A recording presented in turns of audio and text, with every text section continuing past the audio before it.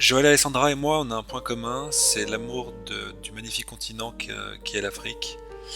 Et puis, il y a quelques temps, il m'a parlé d'un projet qu'il avait eu avec Maurice Brouard du Centre culturel de Djibouti, français bien sûr, de monter une expédition qui partirait de Djibouti jusqu'en Éthiopie en utilisant le train djibouto-éthiopien, en retraçant le voyage qu'a pu faire Rimbaud, Kessel et ces grands aventuriers. Un montage financier difficile à organiser, donc j'ai profité d'être présent pendant ce voyage pour faire l'interview de Joël et de Maurice qui nous parlent de cette magnifique aventure qui sort en livre sous le titre Fierté de fer.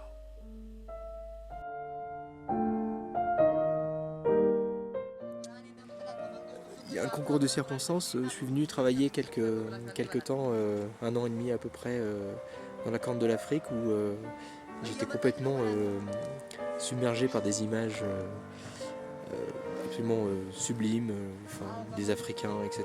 Enfin, ça a été une espèce de bombe atomique dans mon esprit malade de créatif d'images. Et puis je suis parti travailler en Italie où là j'ai commencé à faire de la BD pour un éditeur qui s'appelait Il Grifo et qui publiait des gens comme Pratt, Manara, etc.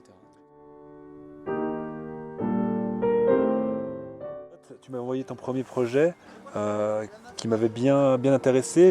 Il me semblait qu'il manquait différents éléments pour être abouti. Finalement, tu l'as quand même publié chez la boîte à bulles.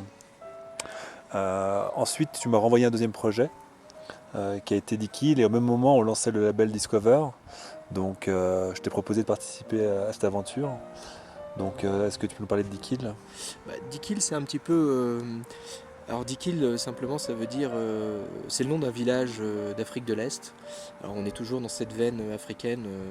C'est quelque chose qui me tient vraiment au corps. Enfin, je crois que ça va mettre un petit moment avant de sortir de moi toute cette Afrique, toutes ces ambiances un petit peu.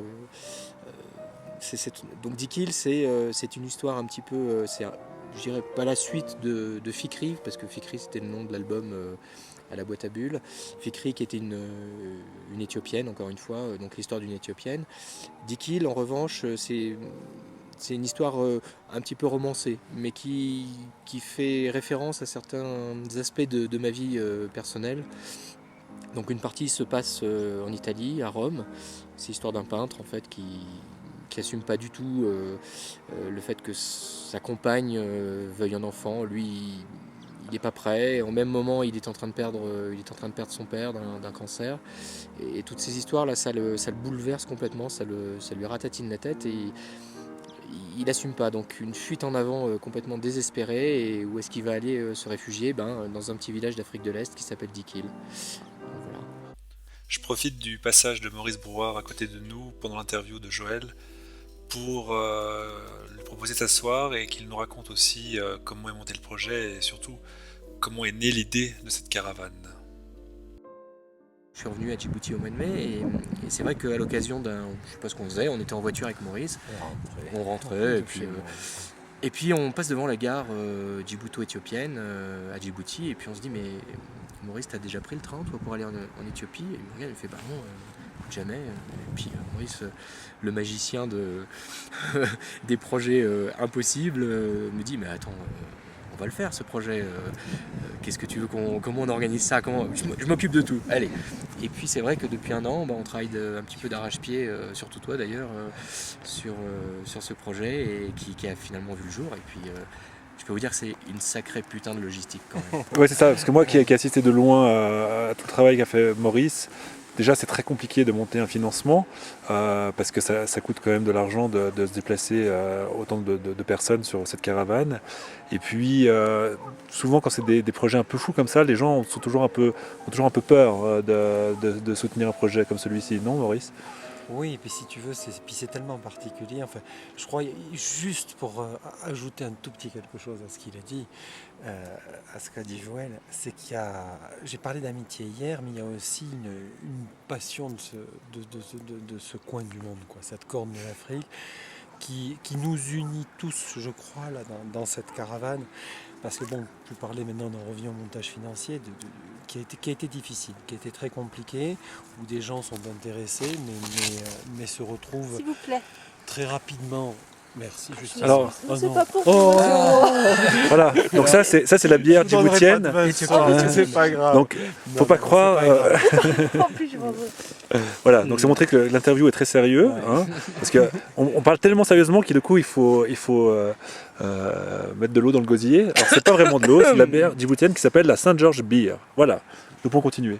Oui, donc montage financier, si tu veux, qui était un peu plus compliqué parce que au départ, tu présentes ton projet, c'est vrai que ça intéresse, mais bon, quand il s'agit de passer à l'action, ça devient tout de suite beaucoup plus difficile. Et en fait, je crois que, en discutant encore hier, Joël, tu as eu cette idée, toi, de génie, de se dire pourquoi on n'arriverait pas à raccrocher Rimbaud sur ce périple, quoi. Et là, de fil en aiguille, on a réussi à trouver les financements. Mais bon, c'est bien beau de trouver des financements, mais les gens qui sont aussi dans cette caravane, que ce soit Idriss, que ce soit Samon, que ce soit Joël, les auteurs comme le BDI, il n'y en a pas un qui a donné ses conditions au départ et qui a dit bon, je rentre dans cette affaire si je signe tel type de contrat. Tout le monde a été, si tu veux, partant dans ce truc-là. Et il y a un dernier élément, et j'en terminerai sur le montage financier. C'est bien beau, on a signé des conventions avec la mairie de Charleville-Mézières. Tout a été fait, mais le problème c'est que ces conventions, entre le moment où tu signes et le moment où tu disposes des fonds, il se passe de 3 mois. Et là, je tiens à le souligner, c'est le comité de l'Alliance franco-djiboutienne à qui j'ai présenté le projet, qui a accepté de faire l'avance des fonds. Ouais, ce qui est très important. Voilà. Ben, autrement, Ouais, on faisait sinon on pas. faisait pas On le. ne faisait pas. Mm. C'était pas plus compliqué que ça, c'est-à-dire ça ne pouvait pas se faire. On avait à la fois les fonds, mais on ne disposait pas de liquidité. Voilà pour le montage financier. D'accord. Bah voilà, hein, on a fini.